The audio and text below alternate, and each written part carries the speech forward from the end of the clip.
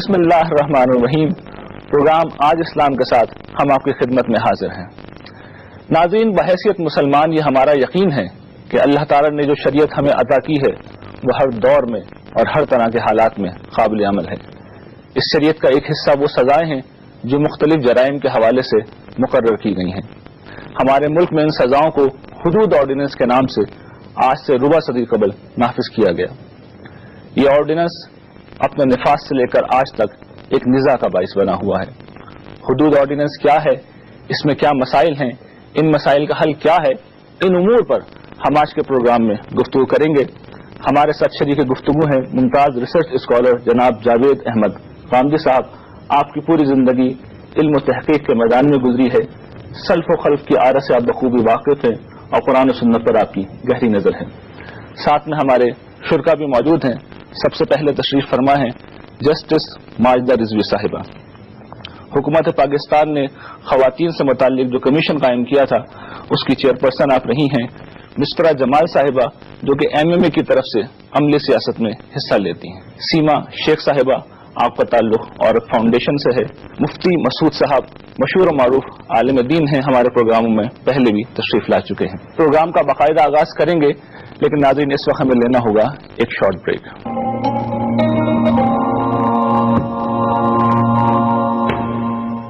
Welcome back wears.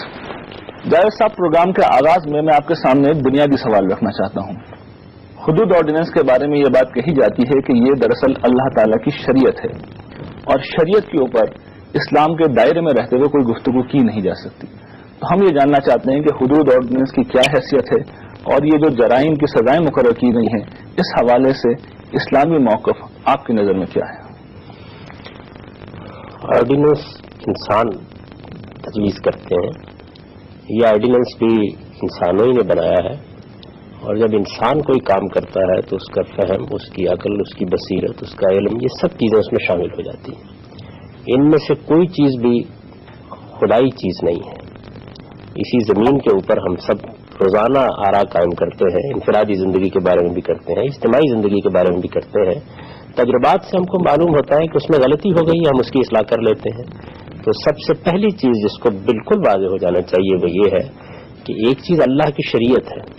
اللہ کی شریعت کا مطلب یہ ہے کہ وہ قانون جو اس نے اپنی کتاب میں دیا ہے یا اپنے پیغمبر کی وساطت سے دیا ہے، ایک چیز اس شریعت یا اللہ کے دیے ہوئے قانون کو ایک آرڈیننس یا ایک قانون کی صورت دے کر ملک میں نافذ کرنے کا عمل ہے۔ یہ عمل کیونکہ انسان کریں گے، آج بھی انسان کریں گے، کل بھی انسان کریں گے، اس لیے پورا امکان ہے کہ اس میں کوئی بڑی غلطی ہو گئی ہو، اور غلطی بھی دونوں نوعیت کی ہو سکتی ہے، یعنی خود شریعت کو سمجھنے میں غلطی ہو سکتی ہے، اور جن چیزوں کے بارے میں شریعت نے کوئی ہدایت نہیں دی ان میں ظاہر ہے کہ آپ بہت سے فیصلے کرتے ہیں، بہت سے حدود متعین کرتے ہیں، بہت سی چیزوں کی تعریف کرتے ہیں، ان میں بھی غلطی ہو سکتی ہے۔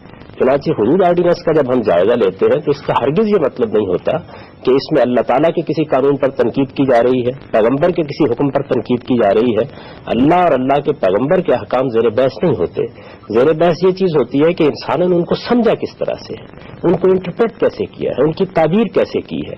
اس میں کیونکہ ان کا اپنا فہم شامل ہے تو ممکن ہے کہ اس میں ہم کسی بڑی غلطی کی نشاندہی کر سکیں، اور میں سمجھتا ہوں کہ اس کو بہت افہام و تفہیم کی فضا میں سنا جانا چاہیے، اس پر غور کرنا چاہیے، اور اگر کوئی غلطی ہو گئی ہے تو اس کو دور کر لینا چاہیے۔ قانون کیا ہے جو شریعت مختلف جرائم کے حوالے سے جو سزائیں ہیں وہ کیا قانون ہے؟ اس میں میں پہلے ایک چیز کی وضاحت کرنا چاہوں گا کہ یہ آرڈیننس تو خیر اب بنا ہے، ربع صدی پہلے جیسے آپ نے کہا کہ نافذ کیا گیا ہے۔ اس سے پہلے ہمارے فقہا نے اس قانون کو سمجھا ہے جو اللہ تعالیٰ نے قرآن مجید میں دیا ہے، وہ بھی اس کی تعبیر کریں گے، قرآن مجید کی کسی آیت کا مدعا متعین کریں گے، اس کے کچھ حدود بیان کریں گے، پھر تفصیلی قانون سازی کریں گے، اس کے بارے میں اپنی آراء دیں گے۔ یہ بھی انسانی کام ہے، یعنی جس وقت ہم اس موضوع پر گفتگو کر رہے ہیں تو ہمیں انسان کے کیے ہوئے کام کو اور اللہ تعالیٰ کی ہدایت کو بالکل الگ الگ کر کے دیکھنا چاہیے۔ اللہ تعالیٰ کی ہدایت کو آپ پہلے سمجھ لیجئے، اس کے بعد اگر ہمارے فقہا نے کوئی بات کہی ہے، ابو حنیفہ نے کہی ہے، شافعی نے کہی ہے، مالک نے کہی ہے، احمد بن حنبل نے کہی ہے، یا کسی اور بڑے آدمی نے کہی ہے، تو وہ بھی بہرحال انسانی کام ہی ہے، اس پر بھی آج تنقید ہو سکتی ہے۔ تعبیر کے لحاظ سے بھی ہو سکتی ہے، فہم کے لحاظ سے بھی ہو سکتی ہے، اور اطلاق کے معاملے میں جو قانون سازی کی گئی ہے اس پہ بھی ہو سکتی ہے۔ اس میں ایک سوال یہ پیدا ہوتا ہے کہ اگر ان لوگوں کے کام پہ اگر ہم کوئی آواز اٹھاتے ہیں یا کوئی اعتراض کرتے ہیں تو دین تو ہمیں ان لوگوں سے ملا ہے، ہم تو پھر دینی ٹریڈیشن سے الگ ہو جائیں گے، پھر تو دین کا کوئی حکم بھی اس طرح محفوظ نہیں رہے گا۔ یہ بات بھی میرا خیال ہے کہ بڑی غلط فہمی پر مبنی ہے۔ دیکھیے بات یہ ہے کہ ہمارے پاس جو اللہ کا دین ہے وہ قرآن مجید کی صورت میں ہے، قرآن مجید کا فہم محض منتقل نہیں کیا گیا، قرآن مجید کو باللفظ محفوظ کیا گیا ہے، ہمارے پاس وہ اللہ تعالیٰ کے اپنے الفاظ میں موجود ہے۔ کیوں محفوظ رکھا گیا؟ اس لیے محفوظ رکھا گیا ہے کہ ہم ہر موقع پر مراجعت کر کے دیکھ سکیں کہ کیا اس کے فہم میں کوئی غلطی تو نہیں ہوئی، سمجھنے میں کوئی غلطی تو نہیں ہوئی۔ اسی طریقے سے رسول اللہ صلی اللہ علیہ وسلم نے بھی جو سنت ہمیں منتقل کی ہے وہ مسلمانوں کے اجماع سے منتقل ہوئی ہے، اس میں کسی کے فہم کا کوئی دخل نہیں ہے۔ اس کے متعلق بھی اگر کوئی بات لوگ روایت کرتے ہیں یا کوئی روایت ایسی ہوتی ہے کہ جس روایت کے نتیجے میں اس کے اطلاق کا کوئی مسئلہ زیر بحث آتا ہے تو وہ بھی اسی طریقے سے قابل بحث ہوتا ہے اور اس کے بارے میں بھی گفتگو ہو سکتی ہے۔ تو اس کو بالکل الگ الگ کر لینا چاہیے، یعنی یہ دین ان لوگوں کے ذریعے سے ملا ہے، یہ بات درست ہے، لیکن یہ بحثیت مجموعی پوری مسلمان امت نے منتقل کیا ہے۔ قرآن مجید صرف ہم نے ابو حنیفہ، شافعی اور مالک رحمۃ اللہ حنبل سے نہیں لیا، مسلمانوں کے اجماع سے منتقل ہوا ہے۔ یہ ہمارے جلیل القدر بزرگ ہیں، ہمارے اسلاف ہیں، انہوں نے بڑی خدمت کی ہے، ان کی خدمات کا ہم اعتراف کرتے ہیں، ان کی عزت کرتے ہیں، ان کا احترام کرتے ہیں، لیکن ان کو انسان ہی سمجھتے ہیں، پیغمبر نہیں سمجھتے۔ اس وجہ سے جب یہ کسی چیز کو منتقل کر رہے ہوتے ہیں تو ایک تو وہ چیز ہے کہ جو منتقل کر رہے ہیں، یعنی بیان ہی کہہ رہے ہیں کہ یہ خدا کے پیغمبر نے دیا ہے، ہم آپ کو منتقل کر رہے ہیں، وہ تو بحثیت مجموعی پوری مسلمان امت منتقل کر رہی ہے، لیکن ایک چیز یہ ہے کہ اس کو سمجھ رہے ہیں، اس کی تعبیر کر رہے ہیں، اسی لیے آپس میں ان میں اختلاف بھی ہو جاتا ہے، ان میں بھی اختلاف ہو جاتا ہے۔ اور میں یہ کہتا ہوں کہ اگر سب مل کر بھی کسی چیز کو بیان کر رہے ہیں تو وہ بھی بہرحال انسانی فہم ہے، اور اس انسانی فہم پر ہر دور میں گفتگو ہو سکتی ہے، اور ایسا ہوتا رہا ہے۔ دیکھیے یہ بالکل درست ہے کہ بعض اوقات لوگ کسی ایک رائے پر یا چند لوگوں کی آراء پر عمومی اتفاق پیدا کر لیتے ہیں، اس سے بھی یہ لازم نہیں آتا کہ اب وہ ہر جر و نقد سے بالا ہو گئی ہے۔ آپ کو ہر حال میں خدا کی بات میں اور انسانوں کی بات میں فرق قائم رکھنا پڑے گا۔ جہاں جہاں کوئی خدا کی بات ہے، خدا کے پیغمبر کی بات ہے، اس میں تو ہمیں یہ بتا دیا گیا ہے کہ کوئی غلطی کا امکان نہیں ہے، خدا تعالیٰ کی بات میں غلطی کا کوئی امکان نہیں ہے، پیغمبر کی بات کو اللہ تعالیٰ کی حفاظت حاصل ہوتی ہے، اس میں غلطی کا کوئی امکان نہیں ہوتا، لیکن اس کو سمجھنے کا عمل ایک خالص انسانی عمل ہے، اور یہ فقہ کی سطح پر ہوگا تب بھی بحث اور نزاع کا موضوع بن سکتا ہے۔ اس کی بنیاد پر کوئی آج قانون بنایا جائے گا وہ بھی باعث نزاع ہو سکتا ہے، کل کو قانون بنایا جائے گا اس پر بھی ہم آپ تنقید کر سکتے ہیں۔ اس کو بالکل الگ الگ کر کے دیکھنا چاہیے۔ اس کو جب اختلاط کر کے ملا جلا کر ایک ہی چیز بنا کے پیش کیا جاتا ہے تو اس کا نتیجہ یہ ہے کہ دو انتہائیں وجود میں آ جاتی ہیں، یعنی ایک طرف یہ انتہا وجود میں آ جاتی ہے کہ لوگ اللہ کی شریعتی کو مورد تان بنا لیتے ہیں، دوسری طرف یہ انتہا وجود میں آ جاتی ہے کہ اس کی جزیات تک میں اگر کوئی بات کی گئی ہے اس پر بھی تنقید کر کے بتایا جائے کہ اس میں غلطی ہے تو اس کو لوگ شریعت پر تنقید کی حیثیت سے پیش کرنا شروع کر دیتے ہیں۔ تو اس رویے کی ہم کو سب سے پہلے اصلاح کرنی چاہیے کہ اللہ کے قانون کو الگ کرنا چاہیے اور انسانی کام کو بالکل الگ کرنا چاہیے۔ انسانی کام کے بارے میں یہ بات پہلے مرحلے میں مان لینی چاہیے کہ وہ ہر حال میں انسانی کام ہے، ہر حال میں اس کے اندر فہم کی، علم کی، تعبیر کی غلطی ہو سکتی ہے، اور اس غلطی کی اصلاح ہر دور میں کی۔ ٹھیک ہے جیسا جسٹس صاحبہ، میں یہ چاہتا ہوں اس موقع پہ کہ آپ اگر مختصر طریقے سے بتا دیں کہ حدود آرڈیننس جو نافذ ہوا ہوا ہے ملک میں وہ کیا ہے چند نکات کی شکل میں، تو میرے خیال سے بات سمجھنے میں بڑی آسانی رہے گی۔ دیکھیں حدود آرڈیننس ایک تو آپ یہ دیکھیں کہ آیا کب تھا، یہ 1979 میں انٹروڈیوس ہوا تھا، اور اس کے پیچھے ایک پولیٹیکل ایجنڈا تھا۔ یہ کوئی Islamisation as it is said اس کا پیار محبت نہیں تھا، بلکہ ایک پولیٹیکل ایجنڈا تھا، how to eliminate women from coming forward. سوچ سمجھ کے آپ کہہ رہی ہیں کہ کیا گیا؟ جی بالکل سوچ سمجھ کے کیا گیا تھا، اور اس کے لیے باقاعدہ کنگ آف سعودی عربیہ سے ریکویسٹ کی گئی تھی کہ جی آپ کسی کو بھیجیں ہمارے پاس، اور اس ریسپانس میں ڈاکٹر دولبی آئے تھے جو کہ یہاں پہ پاکستان میں with the help of some draftsman of the ministry of law بیٹھ کے اس قانون کو بنایا گیا۔ جسٹس صاحبہ بڑی اہم بات آپ نے فرمائی ہے، ہم چاہتے ہیں کہ مسرہ صاحبہ آپ کی رائے لیں اس بارے میں، کیونکہ آپ کا تعلق ایم ایم اے سے ہے۔ جی میں آپ کو فیکٹ کہہ رہی ہوں، پولیٹیکل ایجنڈا ہے، آپ کیا کہتی ہیں اس بار؟ یہ پولیٹیکل ایجنڈا نہیں ہے، نہ یہ آرڈیننس کو راتوں رات بیٹھ کے بنایا گیا ہے۔ اس آرڈیننس کے لیے باقاعدہ ایک اسلامی نفسیاتی کونسل قائم کی گئی تھی، اور اس میں جدید علماء شامل تھے، اور انہوں نے 14 ماہ بیٹھ کے علماء کے ساتھ اقتصادی ماہرین بھی شامل تھے، اور جس کا نام لیا آپ نے ڈاکٹر صاحب کا وہ بھی تھے، اور सूडान के भी एक जनरल इसमें शामिल थे, उनका नाम मुस्तफा का नाम था। उन सब ने बैठ के बड़े गौर गौर से हर चीज को देख के, और जो पाकिस्तान में ताज़ात थी पहले से नाफिज, उसको देख के फिर उन्होंने बनाया था।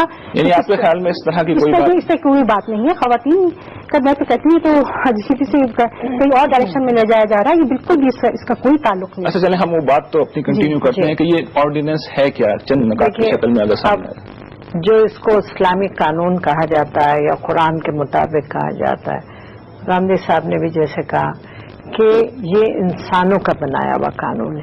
यानी 79 से अब तक ये था कि साहब इन्हें हाथ न लगाएं, ये कुरानी कानून है। कुरानी तो नहीं है, कुरान में जो है उससे तो आपको मुझे किसी को नफरत नहीं है, हम उसको कुछ कह नहीं सकते, सवाल ही नहीं है। लेकिन ये इंसानों का बनाया हुआ कानून है, इंसानों ने इसकी ड्राफ्टिंग की थी, और ड्राफ्टिंग तो वो ड्राफ्ट्समैन आज भी जिंदा हैं। Justice Amjad, one of them who was a junior draughtsman, उनके साथ में और डॉक्टर डॉल्बी ने मिलकर ये बनाया था। ये जो कहा जाता है कि जो इस्लामिक काउंसिल, नजरियाती काउंसिल इसी के लिए बनी थी, वो अलग चीज है। नजरियाती काउंसिल सेटअप हुई थी, और जैसे कहा जाता है कि शायद उसके अंदर ये डिस्कस भी हुआ हो, लेकिन कोई ऑथेंटिसिटी कि ये डिस्कस होके वॉज पास बाय है नहीं, कहीं सिग्नेचर्स नहीं, किसी की कुछ भी नहीं है। खालिद रसाक साहब जो कि मेंबर थे उस वक्त में, उनके साथ मैंने बरसों काम किया है, एंड आई नो कि उनके क्या ओपिनियन थे रजम पे, दूसरी चीजों पे। He did not agree with this thing. जो कि आपका कहना यह है कि ये जो कुछ भी था एक पॉलिटिकल एजेंडा था, और इसके अंदर कोई उसमें बहस हुई होगी, लेकिन उसकी ऑथेंटिसिटी के इन लोगों ने इसको एग्री किया था या क्या था, देयर इज नथिंग, कुछ भी ऐसी चीज। दूसरी चीज ये कि इसको अगर आप आज भी देखें, उसको रखें और कुरानी आयतों को रखें, कुरान को रखें। आप चोरी की सजा को देख लें, चोरी की सजा सिर्फ हाथ काटना है।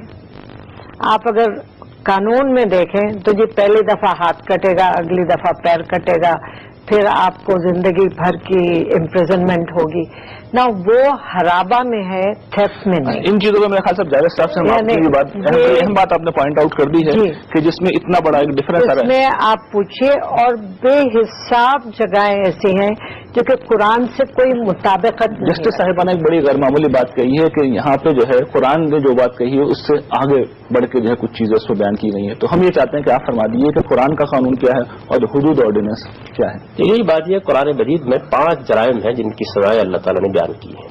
इन सजाओं से मुतल्लिक बहुत सी बातें हैं जो समझने की। पहली चीज तो अलल इतलाक ये है कि ये वो जराइम हैं जो जान के खिलाफ होते हैं, आबरू के खिलाफ होते हैं, माल के खिलाफ होते हैं। और जाहिर है कि ये तीनों चीजें इस्लामी कानून में भी हुर्मत के दर्जे में है, और अक्ल आम भी यही कहती है कि इनको हुर्मत हासिल होनी चाहिए। इनसे मुतल्लिक जराइम है जिनको मौजूद बहस बनाया गया है। क्यों मौजूद बहस बनाया गया है, उसकी वजह बिल्कुल सादा है। वो वजह यह है कि चूंकि इंसान की जान, माल, आबरू और अक्ल को हुर्मत हासिल है, अब जाहिर बात है कि इस हुर्मत को किसी हाल में भी कोई पामाल नहीं कर सकता। तो ये सवाल पैदा होता है, और ये एक इल्मी और फलसफियाना सवाल है कि इस हुर्मत को क्या हम जुर्म के इर्तिकाब के बाद किसी दर्जे में पामाल कर सकते हैं। यानी किसी शख्स ने जुर्म का इर्तिकाब का, हम हालात में तो मेरी जान को, मेरी माल को, मेरी आबरू को हुर्मत हासिल है। और आपको मालूम है कि हुर्मत इस दर्जे की है कि रिसालत में आप सल्लल्लाहु अलैहि वसल्लम ने हज्जतुल विदा के मौके पर फरमाया था कि जो इस शहर को हुर्मत हासिल है और जिन दिन को हुर्मत हासिल है वही इसको हासिल है। एक शख्स ने जुर्म का इर्तिकाब कर दिया है तो अब आपको सजा देनी है। सजा जाहिर है कि जान की हुर्मत को भी पामाल कर सकती है, माल को भी ज़ेर बहस ला सकती है, आबरू से मुतल्लिक भी हो सकती है। सजा देते वक्त अब ये सवाल पैदा होता है कि क्या किया जाए, होता है कि क्या किया जाए।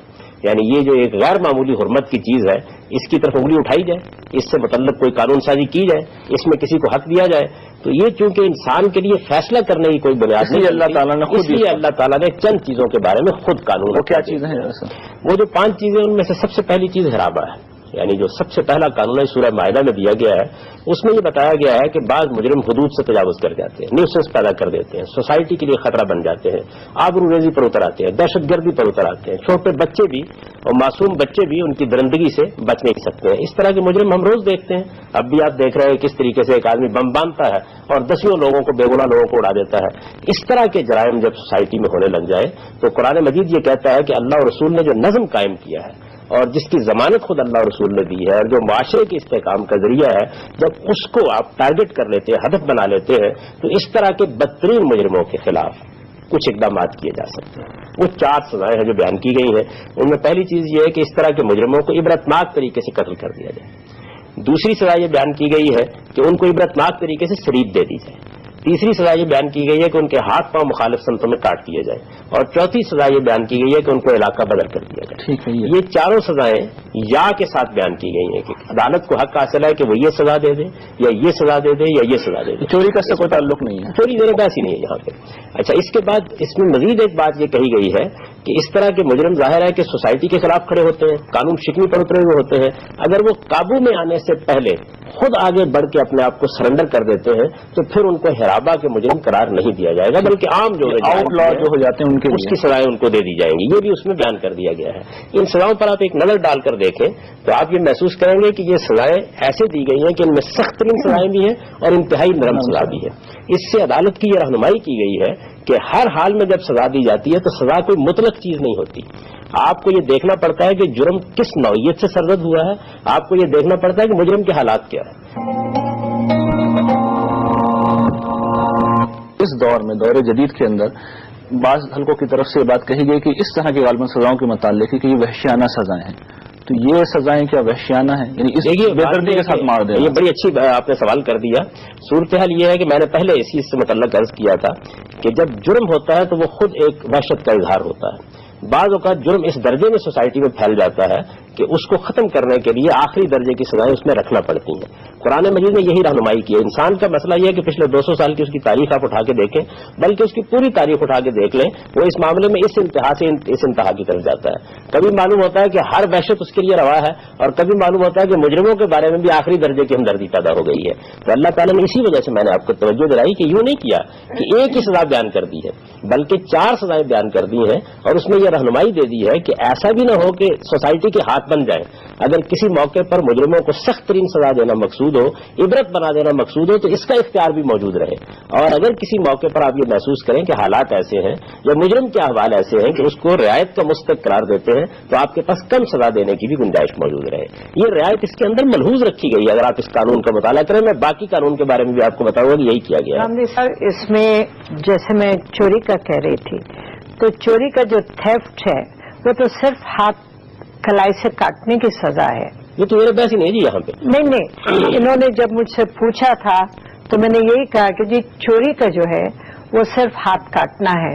ہرابہ کا جیسے آپ نے بھی کنفرم کیا میری بات کو، اس میں ہے اکراس ہاتھ اور پیر کاٹنا، بالکل ایسے ہی جو کہ ہم آپ کی رائے لینے کے لیے قانون میں ہے کہ چوری کے لیے ہاتھ بھی کاٹ دیں۔ آپ وہ جج رہی ہیں تو یہ سزائیں اگر آج نافذ ہو جائیں تو جو زمانے کا اس وقت چلن ہے، آپ محسوس نہیں کرتی ہیں کہ زمانے کے خلاف ہیں؟ دیکھیں، زمانے کی بات آپ نہیں کریں، آپ وی آر ناٹ ٹاکنگ، جب آپ اسلام کی اور شریعہ کی بات کر رہے ہیں تو آپ یہ دیکھیں کہ یہ قانون شریعت کے برابر ہے یا نہیں ہے، جو کہ کہا جاتا ہے۔ یعنی اگر اللہ کا حکم ہے تو پھر قرآن، دیکھیے اللہ کے حکم سے تو ہمیں کسی کو کوئی کوشچن کرنے کا وہی نہیں ہے، ٹھیک ہے، لیکن جو کہا جا رہا ہے کہ اللہ کا حکم ہے جو کہ نہیں ہے، ہم اس چیز سے کوشچن کریں۔ سیما شیخ صاحبہ، میں چاہتا ہوں آپ کی بھی رائے لوں، آخری درجے کی سخت سزائیں، تو آپ کے خیال میں یہ قابل عمل ہیں؟ نہیں، قابل عمل تو مجھے نہیں پتا کہ اب تک ہے یا نہیں ہے، لیکن ایز وومن رائٹ آرگنائزیشن اور ہیومن رائٹ آرگنائزیشن ہم ان سزاؤں کے بالکل خلاف ہیں، جو اس طرح کی سزائیں نہیں ہونی چاہیے، نہیں دینی چاہیے۔ قرآن میں بیان ہوئی ہیں، اللہ کا حکم ہے۔ دیکھیں، اگر ہم قرآنک مسائل کی طرف آتے ہیں، قرآن کی چیزیں دیکھتے ہیں، تو پھر ہمیں تھوڑا سا یہ بھی دیکھنا چاہیے کہ کیا ہمارا پورا ملک اس وقت قرآن و سنت کی روشنی میں چل رہا ہے، کہ ہم صرف حدود آرڈیننس کو دیکھیں، صرف ایک قانون بنا لینا اور پھر کہنا کہ یہ پوری قوم کے لیے ہے، اور پھر وہاں پہ پیرالل آپ یہ بھی دیکھیں، ہمارا جو کانسٹیٹیوشن ہے وہ ہمیں بتاتا ہے کہ مرد عورت دونوں کے لیے زندگی کے مواقع برابر ہیں، وہ دونوں بالکل ایک ہی طرح کی ایکول رائٹس ہیں دونوں کو. لیکن پھر جب حدود کی طرف آتے ہیں، اس کی شہادت کے قانون کی طرف آتے ہیں، تو وہاں تو وہ نہیں ہے. جیسا جو بات انہوں نے کہی ہے بہت اہم پوائنٹ ہے، آپ کی رائے سارے نکات بہت اہم ہے، لیکن ایک ترتیب کے ساتھ اگر ہم بات کو سمجھ لیں تو میرا خیال یہ کسی نتیجے تک پہنچ جائیں گے. تو میں یہ گزارش آپ سے کر رہا تھا کہ یہ انتہائی سخت سزائیں بیان کرنے کے ساتھ اللہ تعالیٰ نے اس رعایت کو ملحوظ رکھا ہے جس کی طرف وہ اشارہ کر رہی ہیں، یعنی اس میں انتہائی کم سزا بھی موجود ہے. اور یہ بتایا گیا ہے کہ عدالت کو اختیار ہے کہ وہ چاہے تو سخت ترین سزا دے اور چاہے تو وہ نرم ترین سزا دے دے. اور پھر یہ سزا دی بھی اس وقت جائے گی جب مجرم نے سرنڈر نہیں کیا. اگر مجرم نے اپنے آپ کو خود قانون کے حوالے کر دیا ہے، کسی ڈاکو نے حوالے کر دیا، کسی ریپ کرنے والے نے حوالے کر دی، اور باشوں کی سزائیں ہیں. اصل میں بحثیت مجموعی ابھی سارا آرڈیننس زیر بحث نہیں ہے، بلکہ ہم صرف قرآن کے قانون کو سمجھ رہے ہیں. تو آپ یہ دیکھیں گے کہ اس قانون میں اللہ تعالیٰ نے وہ ساری رعایت ملحوظ رکھی ہے. یہ ہر زمانے میں قابل عمل اسی وجہ سے ہو جاتا ہے کہ اس میں ان تمام چیزوں کا لحاظ رکھ کے اللہ تعالیٰ نے ہدایت فرمائی ہے. یہ بتا دیا ہے کہ سخت ترین سزا بھی اگر دینا مقصود ہے تو دی جا سکتی ہے، اور بعض حالات ایسے ہوتے ہیں کہ دینا پڑتی ہے. میں آپ سے یہ عرض کرتا ہوں کہ ہم نے بہت سنا یہ کہ لوگ تو اصل میں نفسیاتی مریض ہو جاتے ہیں، اس وجہ سے ان کا علاج معالجہ ہونا چاہیے. سوال یہ کہ افغانستان کی طرف سے اقدام ہوا اور یہ الزام لگایا گیا کہ کچھ لوگوں نے امریکہ کے 2 ٹاور گرا دیے ہیں. اس موقع پر ان کے نفسیاتی معالج بھیجے گئے تھے کہ فوج بھیجی گئی تھی.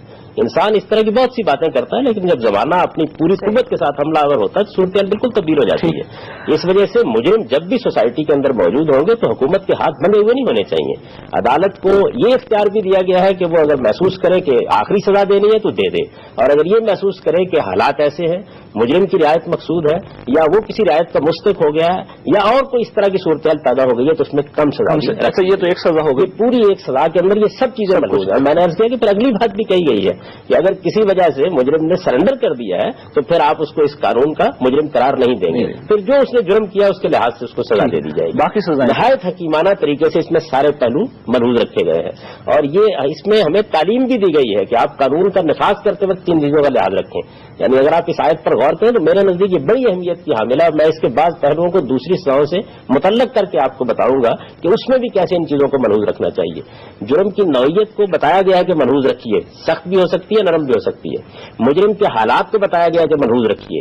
یہ ایسے بھی ہو سکتے ہیں کہ وہ کسی رعایت کا مستحق نہ ہو، اور ایسے بھی ہو سکتے ہیں کہ اسے رعایت کا مستحق قرار دیا جا سکے. جرم ایک ہی ہوا ہے لیکن مجرم کے حالات کی رعایت بعض اوقات ملحوظ ہوتی ہے.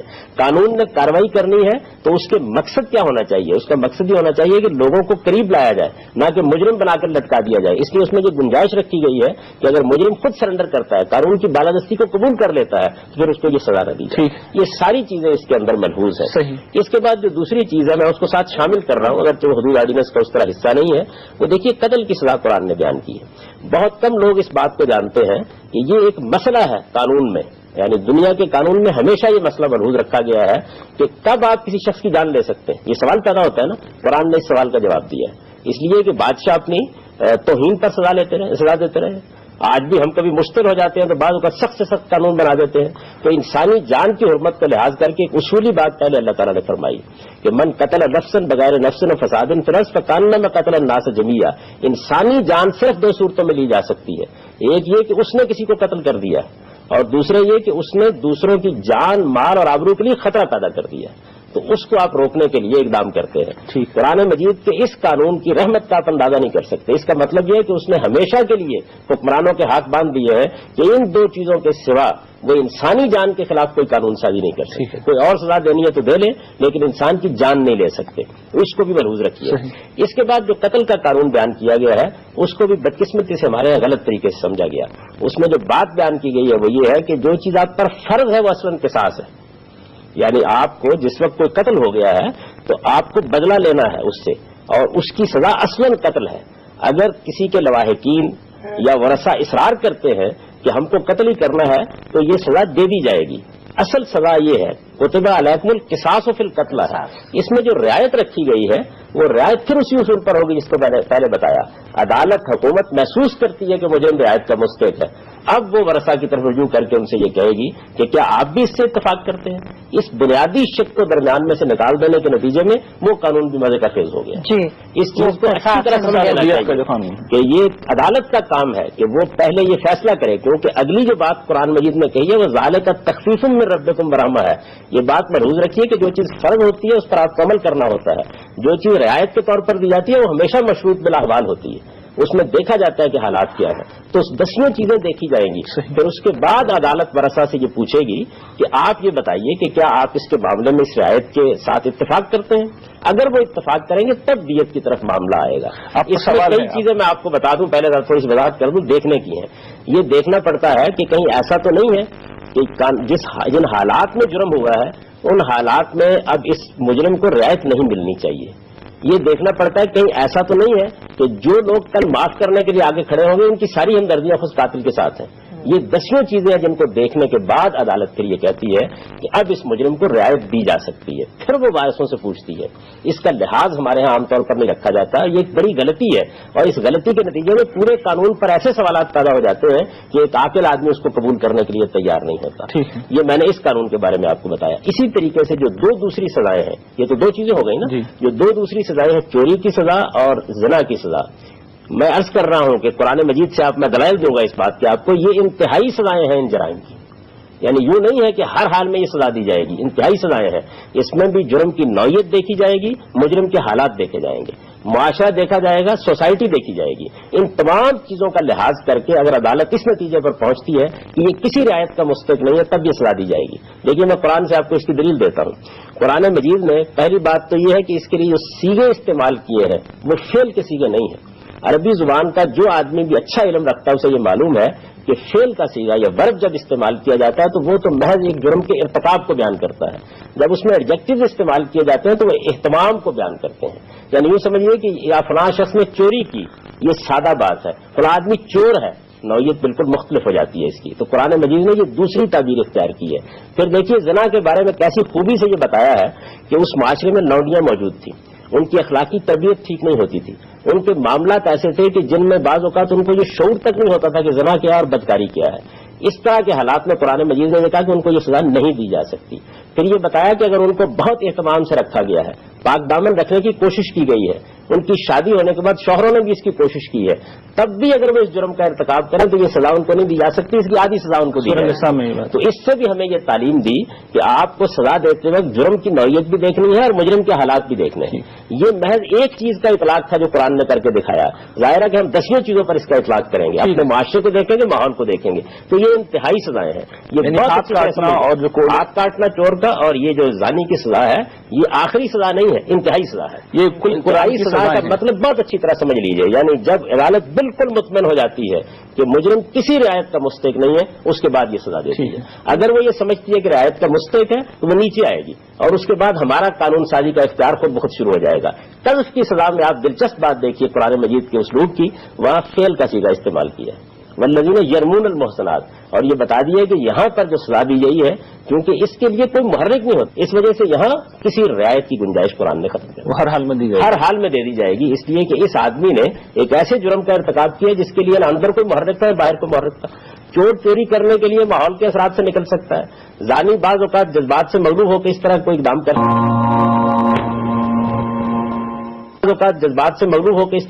کر سکتا ہے، لیکن یہ دوسرے پر تہمت لگانا کون سا کام ہے؟ تو اس وجہ سے دیکھیں آپ فعل کے صیغے وہاں استعمال کیے ہیں. تو یہ وہ چیزیں ہیں جن کو ملحوظ نہیں رکھا گیا ہمارے ہاں. آپ اس زمن میں کچھ کہنا چاہ رہے تھے. پہلی بات ہم حد کی بات کرتے ہیں. ایک چیز تو ہمیں یہ سمجھ لینی چاہیے کہ اب ہمارا ایک مزاج بن گیا ہے کہ ہم کسی بھی قانون کو یا کسی بھی حکم کو اس وقت صحیح مانتے ہیں جب باہر سے اس کی تعریف کی جائے. یعنی ہمارے ذہنوں میں یہ بات آ گئی ہے کہ اب اسلام کو اور مسلمانوں کو بھی غیر مسلموں کی تعریف کی ضرورت پڑ گئی ہے. پہلے تو اس نظریے کو صاف کرنے کی ضرورت ہے کہ ہمیں ان کی تعریف کی، کسی کی بھی تعریف کی ضرورت نہیں ہے. ہمارے ساتھ ہمارا ایمان ہے. ایک بات. دوسری بات یہ کہ جب یہ بات کہی جاتی ہے کہ اسلام کا حکم ہر دور کے لیے ہے تو اس کا یہ مطلب ہرگز نہیں کہ ہر جزوی مسئلے کو قرآن کریم میں یا سنت میں صراحتاً بیان کیا گیا ہوگا. ایسا نہیں ہے. بعض چیزیں ایسی ہیں جو ناقابل ترمیم ہے، جیسے حدود بیان کی. حد سرقہ الگ ہے، السارق والسارقۃ فاقطعوا ایدیہما جزاء بما کسبا نکالا من اللہ، کہ چور کرنے والا مرد یا عورت جو بھی ہو ان کے ہاتھ کاٹ دیے جائیں. یہ اس چیز کا بدلہ ہے جس جرم کا انہوں نے ارتکاب کیا. یعنی مال کا بھی اگر چوری شدہ مال ضائع ہو گیا تو اس کا تاوان وصول نہیں کیا جائے گا، یہ سزا دے دی جائے گی. جو حدود بیان کر دی گئی ہیں وہ ناقابل ترمیم ہے. اب اگر یہ کہا جائے کہ ان حدود کا اطلاق انسانی خیالات ہیں اور اس میں غلطی کی گنجائش ہے، پھر تو یہ کبھی بھی نافذ نہیں ہو سکتے. اس لیے کہ اگر ہم یہ کہیں کہ جی اس سے پہلے فقہا نے جو بات کہی تھی اپنے سیناریو میں کہی تھی اس میں کوئی غلطی ہوگی، ان کی اس میں جو ابھی تک بات سامنے آئی ہے اس پہ تو بالکل، یعنی جو بار بار ہم نے پوچھا ہے تو اصرار کر رہے ہیں سب لوگ کہ نہیں سزائیں تو یہی نافذ ہوں گی، اس پہ تو کوئی سوال ہی پیدا نہیں ہوا. بات یہ ہے ریحان صاحب کہ یہاں پر یہ جو اگر ہم یہ بات کہیں کہ جناب انسانی فہم میں غلطی ہو سکتی ہے، اس کا امکان تو آج بھی موجود ہے. اس کا مطلب تو یہ ہوا کہ در پردہ اس بات کا انکار ہو رہا ہے کہ یہ حدود نافذ عمل ہو ہی نہیں سکتی. یہ کیسے ممکن ہے کہ اللہ تعالیٰ نے ایک حکم کو قرآن کریم میں براہ راست بیان کیا ہو اور وہ قابل عمل ہی نہ ہو؟ اس پہ تو کوئی دو رائے ہے ہی نہیں میرے خیال سے، ہم نے سب لوگوں سے رائے لینی. ابھی جو بات ہوئی کہ فقہا کی جو تعبیرات ہیں اس میں میرے خیال سے اب اس چیزوں کی طرف آتے ہیں کیونکہ ابھی تو قرآن کی وہ چیزیں زیر بحث ہیں جس کے بارے میں سب نے اتفاق کر لیا ہے کہ وہ ہر حال میں قابل عمل ہیں اور جس صاحبہ نے بھی فرمایا ہے. تو دوسری بات یہ کہ جیسے قتل کی بات ہوئی کہ دو صورتوں کے اندر قتل کی جو سزا ہے وہ قصاص ہی ہے. من قتل نفسا بغیر نفس او فساد فی الارض فکأنما قتل الناس جميعا، کہ اگر کسی نے کسی کی جان لے لی بغیر کسی جان کے بدلے میں، یعنی قتل کا بدلہ نہیں لیا، ویسے ہی قتل کر دیا، یہ زمین پر فساد پھیلا رہا تھا کوئی شخص، ایسا بھی نہیں تھا کہ باغی ہو، اس کے بغیر اس کو قتل کر دیا تو گویا کہ اس نے پوری انسانیت کو قتل کیا. لیکن اس کے ساتھ ساتھ سورہ نساء کی بھی ایک آیت ہے وما كان لمؤمن ان يقتل مؤمنا الا خطأ ومن قتل مؤمنا خطأ فتحرير رقبة مؤمنة ودیۃ مسلمۃ الی اہلہ. وہاں دیت کا تذکرہ ہے اور براہ راست آیت ہے ٹھیک ہے کہ اگر کسی نے کسی مومن کو خطأً غلطی سے قتل کر دیا ہو، اور یاد رکھیے مومن کے اندر ذمہ بھی شامل ہوتا ہے. ٹھیک. آپ کے ان سوالات کے اوپر جیسا صاحب یہ جو انہوں نے بات فرمائی، میں چاہوں گا کہ اس میں بعض جو نکات ہیں ان کے اوپر تبصرہ کر دوں. دیکھیے پہلی بات تو یہ ہے کہ یہ جو عام طور پر ہم یہ خیال کرتے ہیں کہ دوسرے اعتراض کر رہے ہیں، اسلام صرف قانون کا نفاذ نہیں ہے، وہ دعوت بھی ہے. ہمیں دوسروں کو دین بتانا ہے، اس دور میں اس کو سمجھانا ہے، ان کے ذہنوں میں اتارنا ہے. اس وجہ سے ہر تنقید ایسی ہے کہ اس کے اوپر ہم کو غور کرنا ہوگا. مسئلہ کسی کے پسند کرنے یا ناپسند کرنے کا نہیں ہے. ہمارا پورا ایمان ہے کہ اللہ تعالیٰ نے جو بات کہی ہے وہی بات صحیح ہے، لیکن اس بات کے بارے میں اگر کوئی تردد ظاہر کرتا ہے یا اس کے بارے میں کوئی سوال کرتا ہے، خواہ وہ مسلم ہو یا غیر مسلم، اسلام ایک دعوت ہے.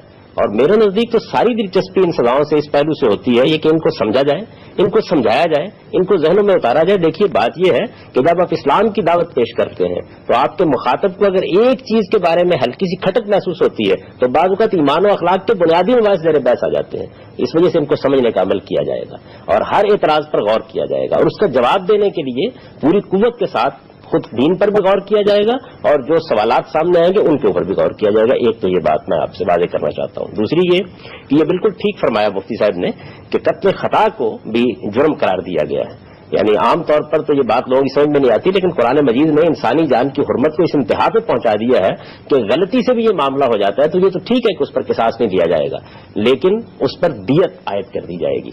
وہ قتل خطا کا معاملہ ہے. یہاں اصل میں جرائم میں قتل عمد زیر بحث ہے، اس میں دیت عائد کر دی جاتی ہے اور اس کے ساتھ اس آدمی کو روزے رکھنے کے لیے کہا جاتا ہے. قتل خطا جرم ہوتا ہی نہیں ہے ویسے، یعنی قرآن مجید نے اس کو اس درجے کا جرم قرار دے دیا ہے کہ اس میں آپ کو روزے بھی رکھنے ہیں اور دیت بھی ادا کرنی ہے کہ انسانی جان کی حرمت کے بارے میں متنبع ہیں لوگ.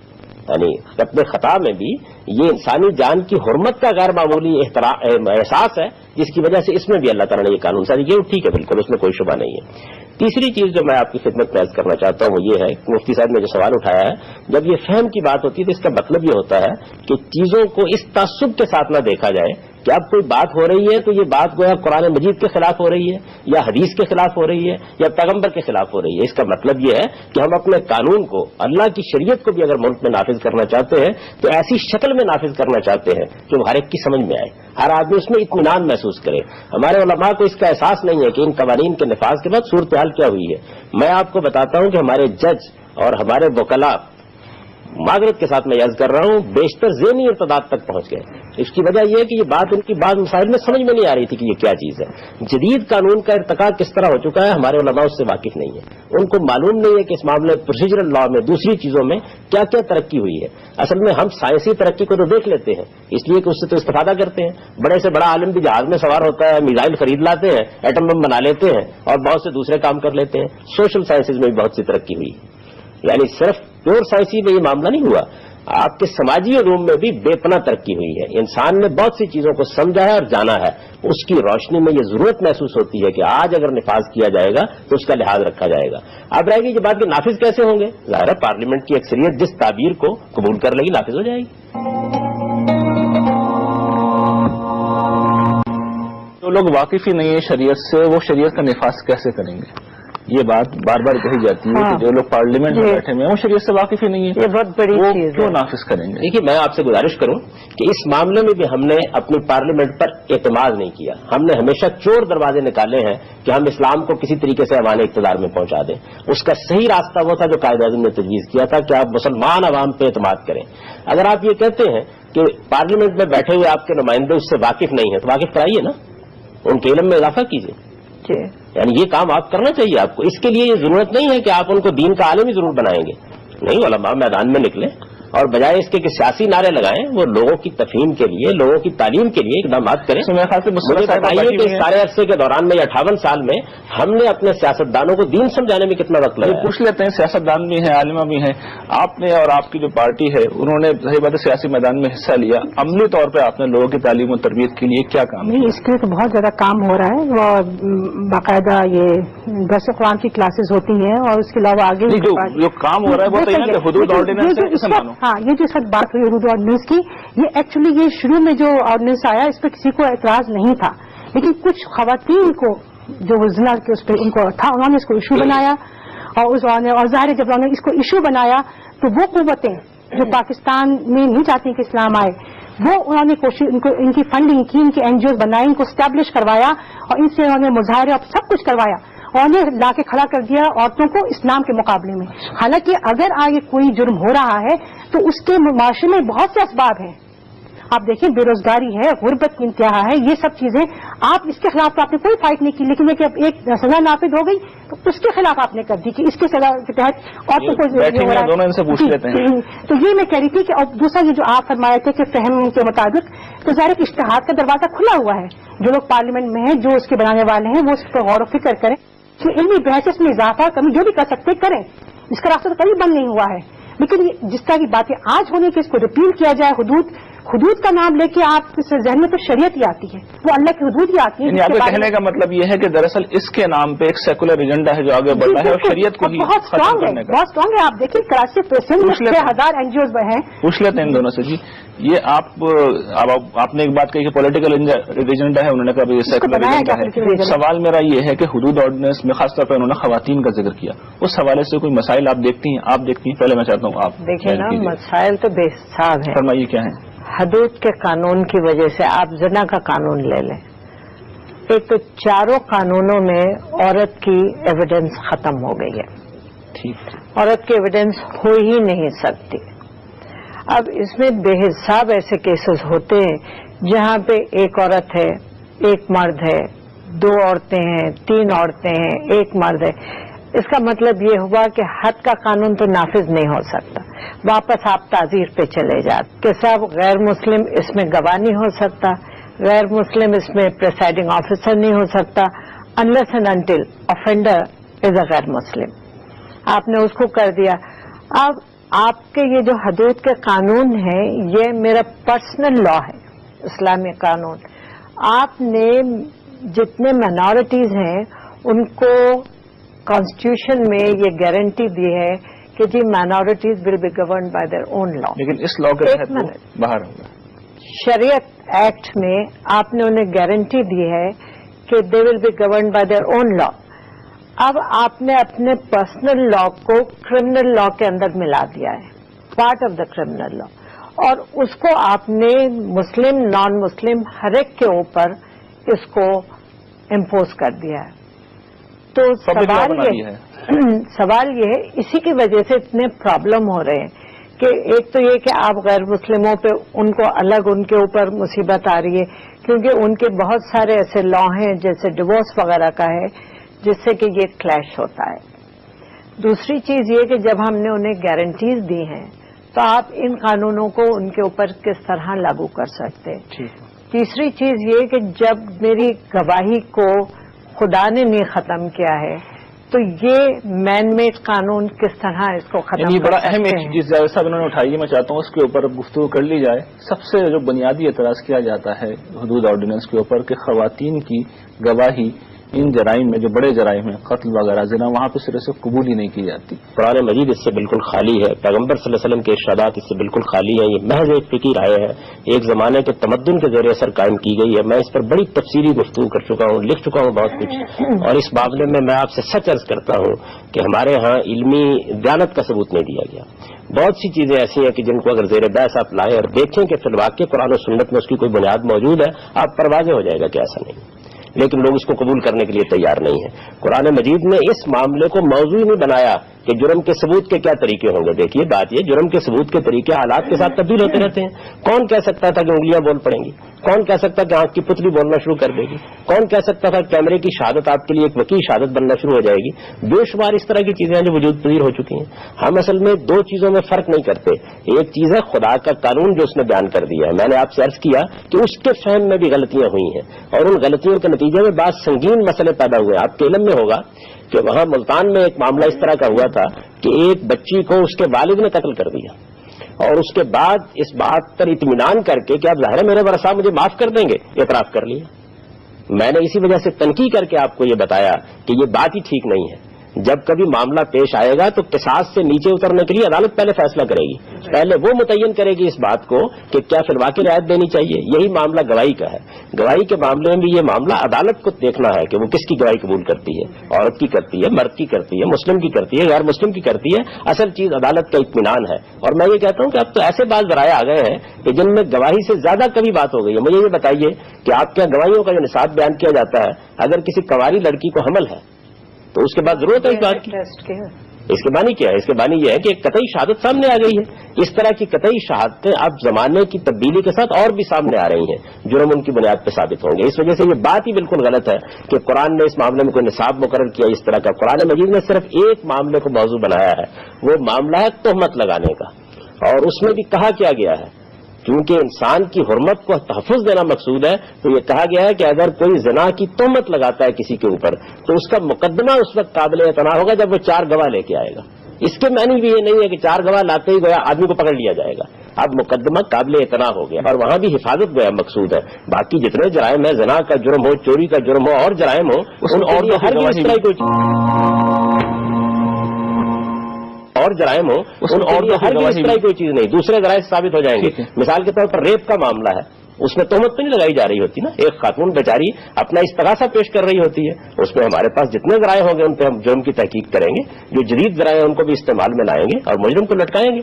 ظاہر ہے کہ یہ وہ غلطیاں ہیں کہ جو ہمارے قدیم فقہی لٹریچر میں بھی موجود ہیں. انہی کا عکس آپ کو حدود اس موقع پہ میں ان لوگوں سے بھی رائے لے لوں. میں چاہتا ہوں کہ اس پر بھی تبصرہ کر دوں، کیونکہ وہ غیر مسلم کی گواہی کے بارے میں بھی اس طرح کی بھی کوئی پابندی قرآن مجید میں نہیں لگائی. دیکھیے بات یہ کہ یہ بات ہی صحیح نہیں ہے کہ اس بنیاد کے اوپر کوئی آپ مذہب کی بنیاد پر یہ دیکھیں گے کس کی گواہی قبول کرنی اور کس کی نہیں کرنی. اصل میں عدالت کو یہ اطمینان کرنا ہوتا ہے کہ فی الواقع گواہ اس کا اہل ہے کہ وہ گواہی دے اور اس کی گواہی قبول کر لی جائے. اس کے بے شمار کرائم ہوتے ہیں اور ان کرائم کی بنیاد پر یہ گواہی قبول کی جاتی ہے. یہ بھی ایک بڑی بنیادی غلطی ہے. پھر یہ کہ یہ آرڈیننس آپ اس کو پڑھ کر دیکھیں، یہ تو زنا بالجبر اور زنا تک میں فرق نہیں کرتا. میں یہ چاہتا ہوں کہ اپنے شرکا کا جائز صاحب کا بہت شکریہ ادا کر دوں، آپ نے ہمارے پروگرام میں شرکت کی. ناظرین، حدود آرڈیننس ایک بہت اہم اور نازک موضوع ہے. اس پر کوئی گفتگو ایک نشست کے اندر سمیٹی نہیں جا سکتی. اس لیے انشاءاللہ ہم اگلے ہفتے اسی پینل کے ساتھ اسی موضوع پر گفتگو کرنے کے لیے حاضر ہوں گے. اپنے میزبان ریحان احمد یوسفی اور آج اسلام کی ٹیم کو اجازت دیجیے. اللہ نگہبان. آج بھی ہم کبھی مشتل ہو جاتے ہیں تو بعض اوقات سخت سے سخت قانون بنا دیتے ہیں. تو انسانی جان کی حرمت کا لحاظ کر کے اصولی بات پہلے ادا کرنے فرمائی کہ من قتل نفسا بغیر نفس و فساد فکانما قتل الناس جميعا. انسانی جان صرف 2 صورتوں میں لی جا سکتی ہے. ایک یہ کہ اس نے کسی کو قتل کر دیا، اور دوسرے یہ کہ اس نے دوسروں کی جان، مال اور آبرو کے لیے خطرہ پیدا کر دیا. اس کو آپ روکنے کے لیے اقدام کرتے ہیں. قرآن مجید کے اس قانون کی رحمت کا آپ اندازہ نہیں کر سکتے. اس کا مطلب یہ ہے کہ اس نے ہمیشہ کے لیے حکمرانوں کے ہاتھ باندھ دیے ہیں کہ ان 2 چیزوں کے سوا وہ انسانی جان کے خلاف کوئی قانون سازی نہیں کر سکتے. کوئی اور سزا دینی ہے تو دے لیں، لیکن انسان کی جان نہیں لے سکتے. اس کو